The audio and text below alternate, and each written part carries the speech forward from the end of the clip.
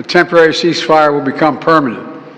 And finally, phase 3, any final remains of hostages who have been killed will be returned to their families, and a major reconstruction plan for Gaza will begin. This is the ceasefire agreement I introduced last spring.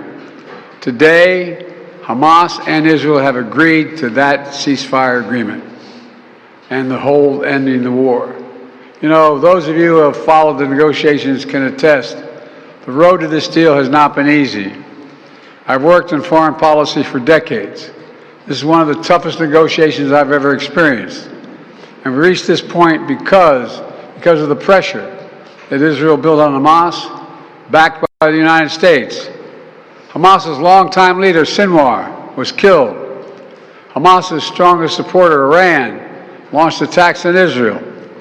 And those attacks failed after my administration organized a coalition of nations to stop them.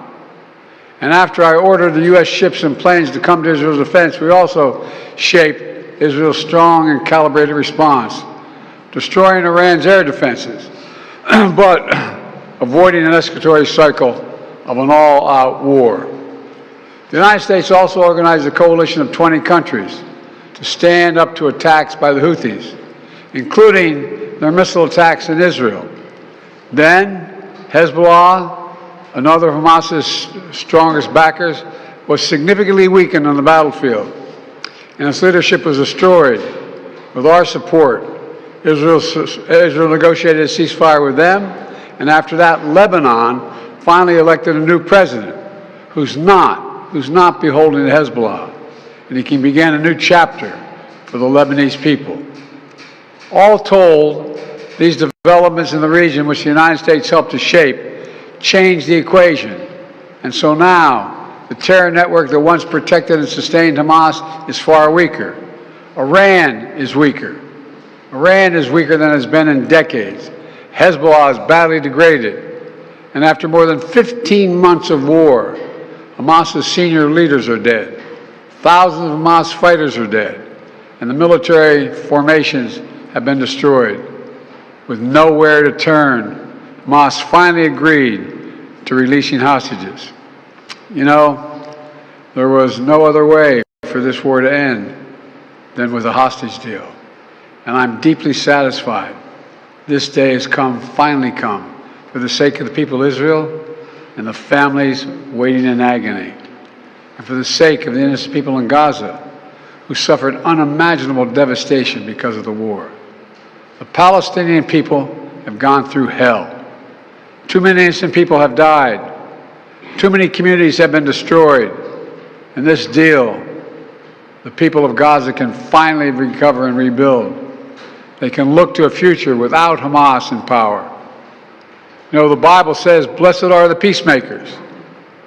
Many peacemakers helped make this deal happen, including an extraordinary team of American diplomats who have worked nonstop for months to get this done. Secretary Blinken led the effort. Secretary Jake Sullivan, National Security Advisor Jake Sullivan, Bill Burns, John Feiner, Brett McGurk, Amos Hochstein, and the Vice President worked relentlessly as we worked to deliver this deal. I'd also note this deal was developed and negotiated under my administration, but its terms will be implemented, for the most part, by the next administration. In these past few days, we've been speaking as one team. This has been time of real turmoil in the Middle East. But as I prepare to leave office, our friends are strong, our enemies are weak, and there's genuine opportunities for a new future. In Lebanon, there's an opportunity for a future, free from the grip of Hezbollah. In Syria, a future free from the tyranny of Assad. And for the Palestinian people, a credible pathway to a state of their own. And for the region, a future of normalization, integration of Israel and all its Arab neighbors, including Saudi Arabia. At the G20 in Delhi in September 23, I rallied key countries behind a vision of an economic corridor from India across the Middle East to Europe. That vision can now become a reality. There are risks as well, including ISIS and Iran, even in a badly weakened state. But we're handing off to the next team a real opportunity for a better future for the Middle East. I hope they will take it. Let me close with this. My friend for years in the United States Senate, former Senator George Mitchell, who did so much to forge peace in Northern Ireland, once said about diplomacy, he said, it is 700 days of failure and 1 day of success. 700 days of failure and 1 day of success. Well, we've had many difficult days since Hamas began its terrible war. We've encountered roadblocks and setbacks. We've not given up. And now, after more than 400 days of struggle, a day of success has arrived. God bless all the hostages and their families. May God protect the troops of all those who work for peace. Mr. President, how do you see the future of Gaza now? As you were saying, the implementation of this deal will be in the hands of the next administration, and basically they will shape the future of Gaza. So how do you see this future? And also, how much credit do you give to the Trump team for this deal? Trump is already taking credit for it. Well, you know, this is the exact framework of the deal I proposed back in May. Exact. And we got the world to endorse it. Secondly, it's America's support for Israel that helped them badly weaken Hamas and its backers and create the conditions for this deal. And thirdly, I knew this deal would have to be implemented by the next team, so I told my team to coordinate closely with the incoming team to make sure we're all speaking with the same voice, because that's what American presidents do. Thank you. In the, how many Americans will be released when the hostages are being released? All the exact detail of how many people are being held, how many bodies will be returned and less, will all be forthcoming. All of it, all of it. Thank you. Mr. President, what's your level of confidence that this deal will hold? I'm confident. Thank you. Who takes credit for this, Mr. President, you or Trump? Is that a joke? Oh, thank you.